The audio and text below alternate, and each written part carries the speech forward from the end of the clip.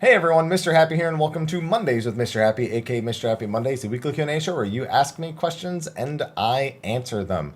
My hair is a mess, dude. It's not even really grown out that much, but my headset hair was so bad. It's beanie time, baby, but not beanie baby time, because those things are worthless now. With that, I'm once again between stream break and raid break, so I got to get into the questions pretty quick here. But thank you to our sponsors over on Patreon. Got to do that shout out as usual. Their names are scrolling on the screen right now. Thank you to them for supporting. Hope everyone had a safe Thanksgiving on that list, and for anyone tuning in here in the Mrhappies. Also, thanks to our patrons of Darkness, Khuja, Janova, and Kurenai Oni, who both go above and beyond with their support, and I appreciate them, and I appreciate all of you. So be sure to have a safe holiday season, please. I want to say that here at the beginning. Please be safe. Please make smart decisions. That's all I'm asking from anyone who's tuning in and watching. Please be safe. Anyway, with that, let's get into the Q&A because I am hungry. So this is the first question I'm taking. I've already been looking through the comments. There's a ton of whiskey recommendations that I'm seeing between Johnny Walker Green, Monkey Shoulder, somebody appreciating that I have a bottle of Kraken, even though I'm not like super crazy about it, but I do indeed have it. But there was a question that was a lot of lore, and I don't think I can dive into. I think I'm at the point with like story and lore specifically for 5.4. I don't want to speculate that much more until I actually see 5.4. So I'm letting that person know here at the start of the video that that question I'm probably going to just glaze over for the rest of it. But this was the first question I saw after that. Hashtag Mr. Happy Mondays. Hello there. Really quick yes or no. Cool. The boss from E12 is designed by Tetsuya Nomura and most likely has a Darkness Void theme. Is E12 and thus 14 now confirmed to be relevant to the story of Kingdom Hearts 4? I wish you hadn't asked the question at all, because that doesn't make any sense, and I don't want to acknowledge that this question even existed. So I'm going to move on to the next one now, and we're going to have a good first question. Now for the real first question, hashtag Mr. Happy Mondays. Hello, hi, hello, hi, hey, how you doing? Hey, hola, hi. You're probably reading this after the live letter. I am indeed. I've always wondered why the 14 community just like filled with passionate geniuses, seeing so many knowledgeable about the game and so on now, from healers not doing DPS in Realm Reborn raids to openers and other optimizations being such a main thing now. Are you saying that everyone who does like theory crafting and stuff are geniuses? I don't know if any of us would call ourselves geniuses for any particular reason of any sort of analysis or whatnot. Attentive and capable and committed, I'll go with that. There's just people who have a passion about numbers or efficiency or optimization. You don't have to be a genius to do these things. You just have to be committed to the idea of improving. And I don't think that's exclusive to Final Fantasy XIV. You'll see that in all sorts of walks of life and other MMOs and even single-player games. Speedrunners are a great example of people who can either figure out really intense and unique and neat strategies or execute on them to such a degree that it's incredibly impressive. But, you know, I don't know that necessarily makes any of us geniuses, and I don't think we should feed our egos in such a way. But yeah, there's just a lot of people committed to improving either their quality of play or the people around them and their quality of play. Hashtag Mr. Happy Mondays. Hello. Hi. I learned that in WoW, when you get synced down for lower level content, the game doesn't disable your high level abilities. Do you think this type of syncing should work in 14? So 14 and the way its rotations are done are far more involved and far more, how do I say this? I don't know what the right word is. Volatile in terms of overall performance. Now I think we've moved closer in the direction of this being possible with the tank changes that happen in Shadowbringers. Right now, as long as you have tank stance on and you press a couple of buttons, it doesn't matter how many skills somebody has. They're not pulling aggro off of you. And I actually think that's the most important thing, is that a low-level tank being able to keep aggro off of a high-level player if they were to be synced down with all their skills. I think as soon as you've got that down, there's room to do this. I think there are probably other reasons people could come up with this and maybe why it couldn't work. It really comes down to 14's gameplay being so integrated. But I think we're inching closer to it being a reality. And I'm hoping with 6.0 that it is, because a lot of people really want this. And I think that if a low-level player sees that high-level player synced down and all the cool stuff they're doing, it's a lot more motivating for them in terms of, saying, oh my goodness, like that looks so cool. Maybe I should try that job. Or man, I can't wait till I'm leveled up or whatnot. And that's something that new players should be able to experience. They should be able to see that and just be, oh man, super excited for something coming in the future. So fingers crossed. Hashtag Mr. Happy Mondays. Hello, Haps. Hope you're well. I hope the same for you. Okay, so in the interest of keeping your video entertaining, I'll keep this relatively brief. Wow.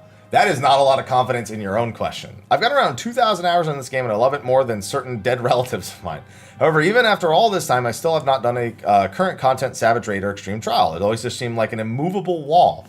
I literally just stare at the party finder all day and contemplate jumping in, but then I think the second I get in there, I realize I'm a little bitch boy who has no idea he's doing and flame me out. I realize not everyone is terrible, but I err on the negative side. The question to you is, I don't have a static and a way to test myself. Am I a lost cause? I think I say this to tons of people who think like, oh, I don't know. They'll probably think I'm shit. Yeah, some people are going to think you're shit when you have zero experience. I haven't done this before. First raid tier. The biggest thing people don't do in this game is they don't communicate their experience level. If a new player joins a dungeon while they're leveling up, they should feel like, hey, I'm new. Let me know if there's anything I need to know, or, you know, if there's any tips you have for certain parts of the dungeon. You know, relate that you're new, be open to advice, and be willing to learn. If you do those three things, very few times will people get mad. You just have to join things when they're fresh, when nobody has any idea what they're doing. So for example, the new raid tier that's coming out, Eden's Promise, good time to get into Savage if you're somebody with performance anxiety, because there's going to be a ton of shitty learning parties, and this is a good opportunity for you to gauge yourself without being in your own head. So many people are going to be underperforming and have no inclination to improve.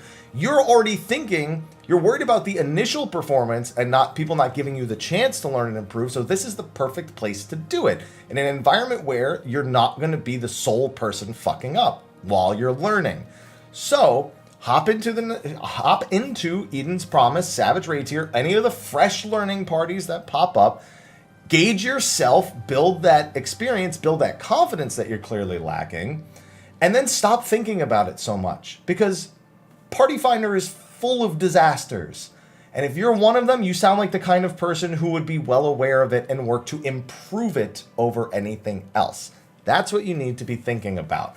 Finding out how well you handle the content, gauging how you can improve, and doing so. Bam, done.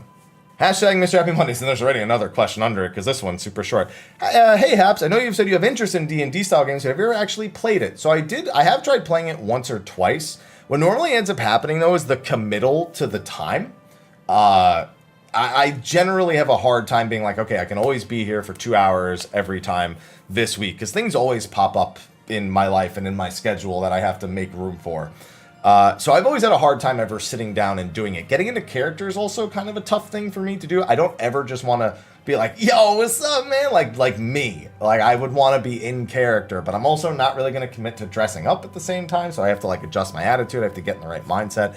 And the few times I've done it, I was able to do that. I was a very stoic, strong character.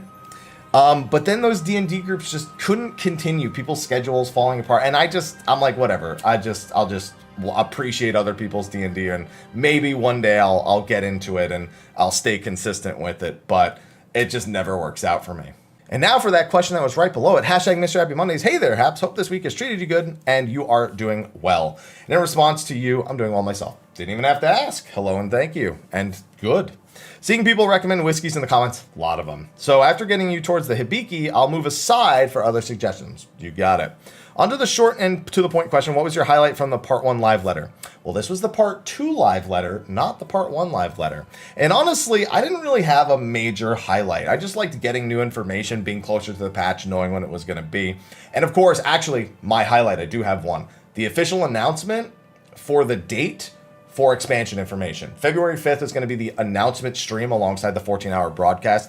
That should be our expansion info. We have a time to expect now, and we can build our anticipation and anxiety, and eventually our disappointment, because people are going to make all sorts of predictions, have all sorts of expectations, and if that isn't present, they're going to be like, where's my male Vieira? I'm sorry for making that promise 2 years ago.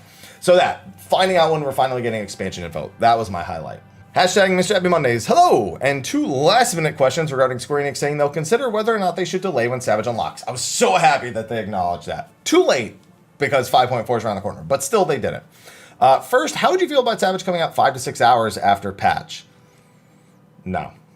Week or 2. I don't want 5 or 6. 5 or 6 hours is not enough time for me to really... I'm just going to be doing normal mode the whole time. If it's only 5 or 6 hours, it'll literally be do all the normal modes, spend 5 to 6 hours studying the names of abilities, and then Savage. You know, that's not enough time. I'd rather have a week or two. And second, how do you feel about the rating landscape changing with, for example, more people having time to do normals? I think that ultimately all that matters is that sprint out the gate when Savage comes out. A lot of the times, the most frustrating thing on week 1 when normal and Savage are the same time, in normal mode, you see a ton of ability names, and they have AoE indicators. And then people say, you know, pay attention to these, remember these names. That's the general advice. But when you go into Savage, it just goes out the window. So all that really changes is those abilities you can dissect. Some people like to say dissecting the fights too much. Only one fight ever matters in a raid tier in terms of your speed, in terms of how quick you can learn it. And it's the last one. The Savage version of the final fight is the only wall that actually stops people from progressing. You won't learn enough about it from the normal mode version of the fight. So I don't see a problem. This allows people to prepare, like you've said, with studying up on normal mode. It allows them to enjoy the story. It allows them to prepare items, gear, if they make it available. Historically, they actually release gear at the same time as Savage, even at the expansion launches like 5.0. The crafted gear didn't come out till Savage Day. So that we couldn't even realistically argue would be a real preparation. Maybe getting tomestones would be, but that's about it. And we already have that tomestone prep for the 0.2 and 0.4 patches. Sorry, I'm a little congested all of a sudden. And what was the other thing that I was going to say? Oh, and people can better prepare time off work, because one of the biggest problems is we don't have an official date until like 11, 12 days out. So you could take the risk on their consistency with, it's always 11 or 12 days. So like you find out like a week in advance, try to get off work 2.5 weeks in advance. And then what if it's different?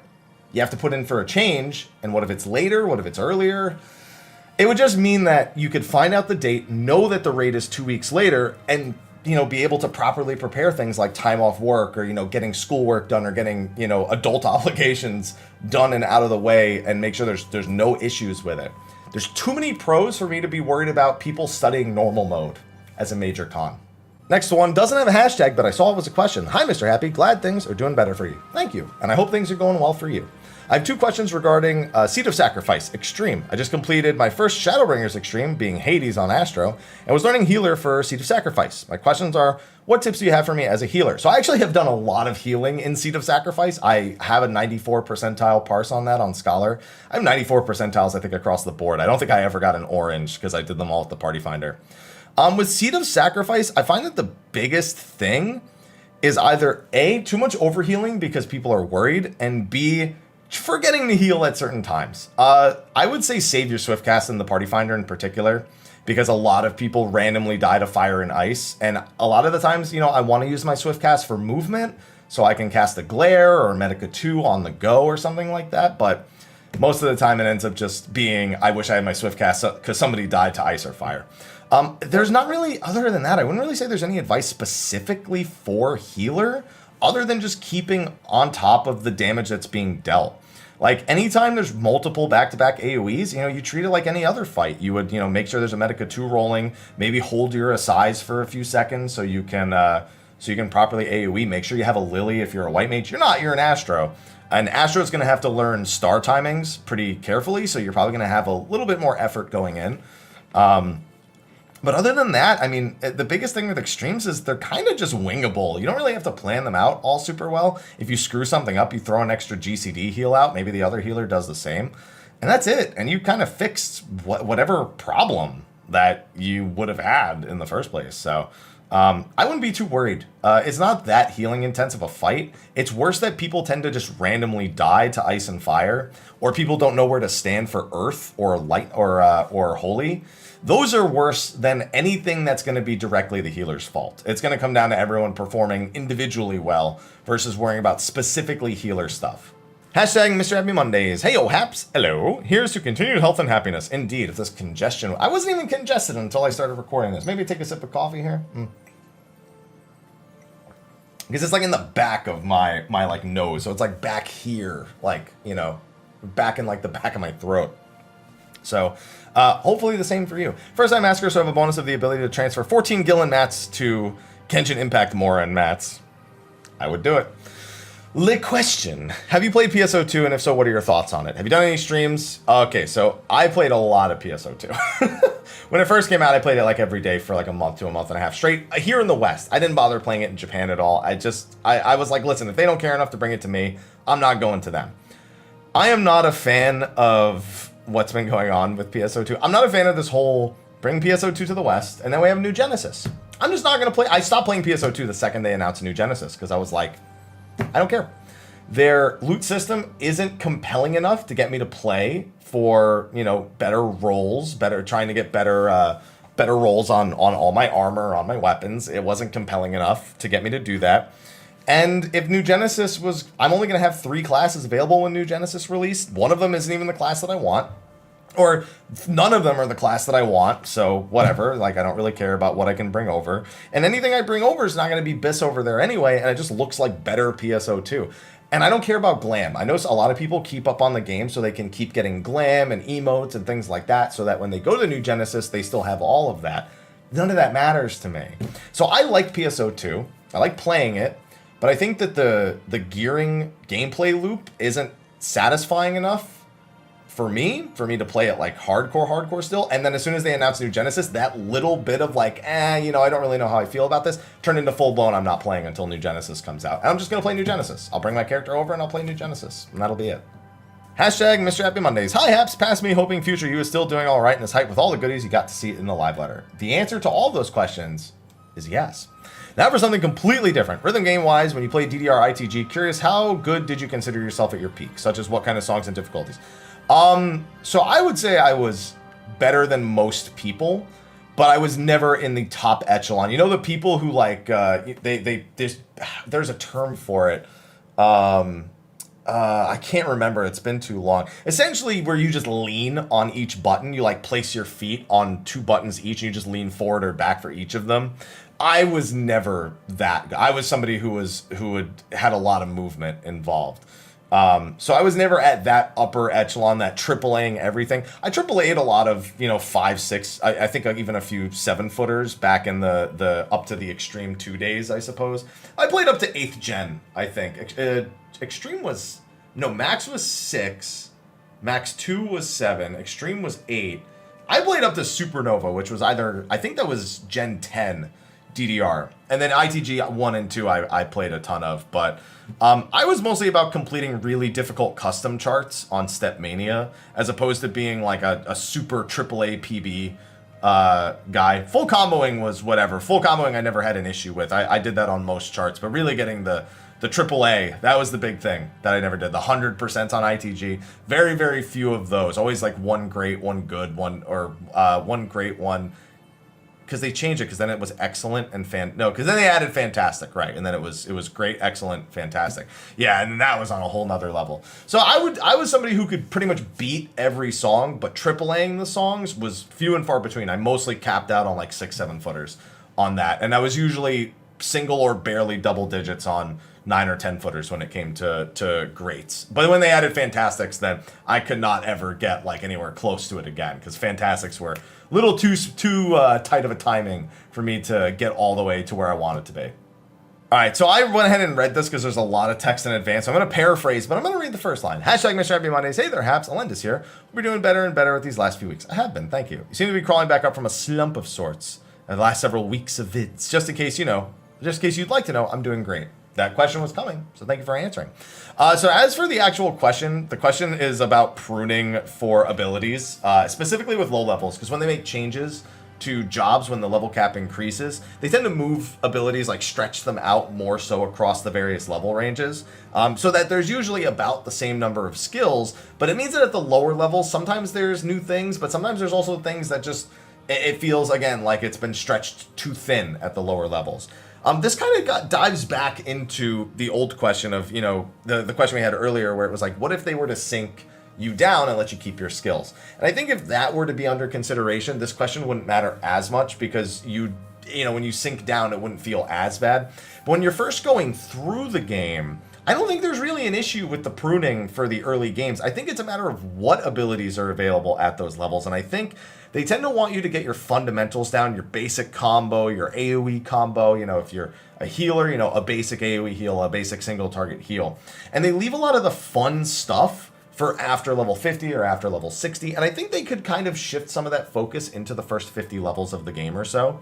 So that way you have things like, imagine if you had a size at level 40 as a white mage. That would feel incredible. You'd love being level 40 all of a sudden. What if you were to have Elixir Field at 30 on Monk? What if you were to have more of you to have your second jump or your jump upgrade even at a lower level? Like, think about things like that, little things like that, 1 or 2 skills that are considered like kind of off global cooldown, expendable, but core skills to the job, just being pushed to those earlier levels. I think it would A, help with people feeling like maybe they've over-pruned those level ranges a bit, but B, making new players feel more excited about the skills they're getting instead of only feeding them the most basic of skills. That's the big thing I think that I'd like to see them change regardless of other changes that they might be making. Hashtag Mrhappy Monday. Sup, Peps? How's it going? It's going good. Hopefully you're doing good as well. Long time watcher, not first time asker. Oh, that's okay. I have 2 quick thoughts for looking at your thoughts on subjects. First is about Monk. I'm a healer main in raids, but anyone knows me outside of raiding knows I play Monk. What caught my attention was Grease Lightning was a trait which we knew was coming all along. They said they increased the potency to make up for its damage, but to me the first thing that popped in my head was auto attacks. A huge part of Monk's damage was autos, and all autos are 110 potency. If they forgot about this, it could be a massive oversight. I'm willing to bet they did, by the way. I've had a lot of people, I've had this discussion with a few people, that I'm almost like certain they will have not considered auto attacks. Now, to be fair, that doesn't mean it couldn't still be balanced and still be proper, but I do have a similar feeling to you that the auto attacks probably were somewhat of an oversight. So I think it'll still be fine. It'll just be less of your total damage will come from auto attacks, and it'll be more about your actual direct GCDs. But I'm curious. I am curious to see if they forgot about changing auto attack potency, and we'll know within minutes after the patch drops whether or not they did.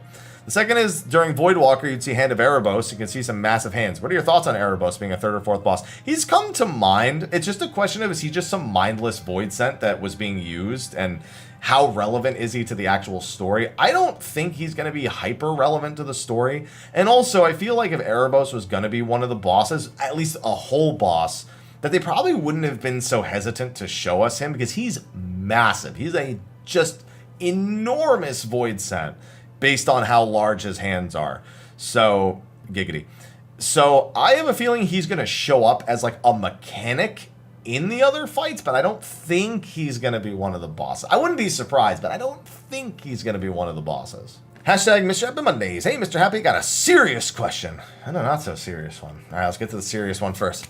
Serious face on. What is your opinion on the balance of the lost actions in Bosnia? Some combinations can get pretty ridiculous. So the beautiful thing about content like Bosnia and Eureka is they don't care about balance. The content they design around it, they expect you to break. They put it that way on purpose so you can do some absolutely ridiculous things. I don't think, and obviously that brings you to the real question, is about Savage Delubrum. I think they know exactly what people are going to be doing in Delubrum. They know that on week 1, when people are first progressing it, they'll probably bring mostly defensive stuff with them until they've had an opportunity to learn a fight. Then they'll swap to the hyper offensive stuff, and those confident players will clear it with relative ease. That's exactly what happened in Eureka. When we were doing World Prog, and by the way, in case you didn't know, I was a member of the World First Team for for Ozma, for Baldessian Arsenal. I was not I wasn't a major player in it. I was just one of the people present, so this is my experience with it. People largely played defensive until they knew the fight. Then they started filtering in more offensive options, especially for things like DPS taking larger risks. Now, as time went on, things got crazier. People would use double edge on melee DPS or on tanks a lot more because they were more confident in the players they were with. They were more confident in their overall gameplay. And that's going to happen with Delubrum even on Savage, most likely. People are going to start largely defensive. People will probably make sure to bring Mana Wall in case they see something that's unavoidable. They'll bring defensive potions so that way they can make sure in case they take an accidental AoE that maybe they can survive it. Or maybe, the tanks just they don't know how hard the tank buster's going to hit. All sorts of things like that. But eventually, people are going to swap into way more offensive roles and clear through it over and over again with relative ease. That's what I suspect will probably happen, especially if it is anything close to Baldesion Arsenal's difficulty, which, I'm going to be honest, isn't very high. It was mostly about the unknown and the risk of death. So I suspect you're going to see some crazy stuff, but I don't think it's going to take anything away from Delubrum Savage overall. With the Emerald Weapon Trial launching at the same time as the new raid tier, do you think it'd be a fun Easter egg to have the boss instantly kill the player if they are 100% Pentamelded? A lot of people are making jokes about Emerald Weapon killing people with the melds like in Final Fantasy VII. I don't think that's going to happen, just to be clear. Hashtag Mr. Happy Mondays. Hi, Mr. Happy. Hi. Why do developers hate Final Fantasy VIII fans so much? We can't have Final Fantasy VIII bosses. This is Final... He didn't say we can't have them. He just said that it's not Final Fantasy VIII. The normal translation is you got to remember that even though Eden's from Final Fantasy VIII, that this is Final Fantasy XIV. That's the big thing to really take away from it, as opposed to this isn't Final Fantasy VIII. So regardless of that, I think the big thing that they want from this is for this to still feel, even though it is Eden, even though it is a reference, they know that these characters that they've designed, that they have developed for this, are still very much unique to Final Fantasy XIV. They have Nier going absolutely bonkers with collaboration stuff. And Ivalice, while they integrated a lot of stuff, they made sure it felt very unique to Final Fantasy XIV. I think the big thing they want to avoid is this just feeling like Final Fantasy VIII Redux. And that's a pretty good thing to do, in my opinion. I would love to see, Griever or Ultimecia or whatnot being properly incorporated instead of just being a random reference. And I'm curious to see what Cloud of Darkness is going to do in terms of why they're there. Like, why is this a thing? Why are we in the world of darkness? Why are we fighting this? I'm curious to see that. But I'm glad they're remembering that they have to make these things work and make sense inside of Final Fantasy XIV. And that blind fan service stuff, like what we saw in Omega, it's fun, it's interesting, but it lacks a lot of world context, and it kind of ends up being underwhelming once people get past the initial shock. So I suspect that we will still see some Final Fantasy VIII stuff in Savage. They did say that Savage Mode would have a few more Final Fantasy VIII references, maybe some music, maybe some visuals, who knows? But I think we'll get more of that satiation out of the Savage modes. All right, so with that, I'm going to go into a quick lightning round, because the remaining questions, again, I don't know if I want to dedicate whole sections to them. So again, that whole huge lore question at the beginning, I don't really want to dive into too much, because of I just want to play 5.4 and then start to re-theorize on things, since there's so many unknowns and so many just mind-boggling things we saw in the trailer that it would just be a whole huge thing on its own. It would just be, oh man, even just thinking about it now is giving me absolute headaches. So what was the other one I saw? There was a couple ones here. There's the serious one, the why do they hate us? There's a crafting one where somebody asked what material should I stock up with for new gear. I don't craft or gather, so I'm a terrible person to ask questions for on that front. Sometimes I remember things that other people have told me, and I can pass that along with clarifying that it's not my information, it's not my knowledge, it's not my experience. But all I ever do, regardless of what I'm playing, I always just cap tomestones. If I was a crafter and a gatherer, I'd probably cap scripts as well as I could. And then maybe you get some nuts from the hunt. You just try to cap all the resources, and then you hope that maybe you need something from, for example, Fate Gemstones. Maybe you would need something from that, but we don't know.